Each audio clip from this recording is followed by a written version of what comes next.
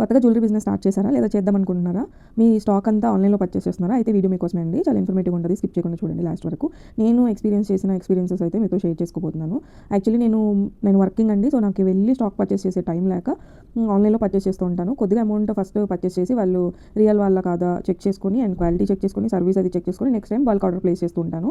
ఈసారి ఈ పర్టిక్యులర్ వెండర్‌కి ఏం జరిగిందంటే నాకు ఫస్ట్ టైమే నాకు వీడియో కాల్‌లో చాలా బాగా నచ్చేసి ఒక 45,000-50,000 అయితే పెట్టేసుకున్నాను వాళ్ళ దగ్గర. అండ్ వాళ్ళకి ఇన్ఫార్మ్ చేశాను ముందే.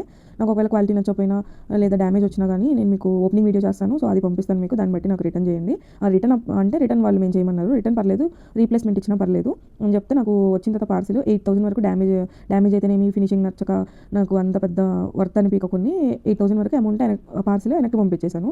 సో, వాళ్ళు ఏం చేశారంటే ఫస్ట్ టైం నాకు ఇచ్చినప్పుడు 2-3 డేస్‌లో వచ్చేసింది నాకు పార్సిల్.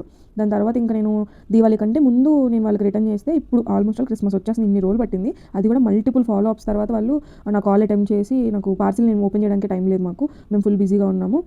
కావాలంటే మీరు ఇంకో ఆర్డర్ ప్లేస్ చేసుకోండి. దాని తర్వాత ఇంకెప్పుడైనా చూద్దాము. ఆ 8,000 తర్వాత చూసుకుందాము. ఇంకోటి ఏదైనా కొత్తగా ఆర్డర్ ప్లేస్ చేసుకోండి. మాకైతే టైం లేదు. మీ పార్సిల్ ఓపెన్ చేసే టైం కూడా లేదన్నారు.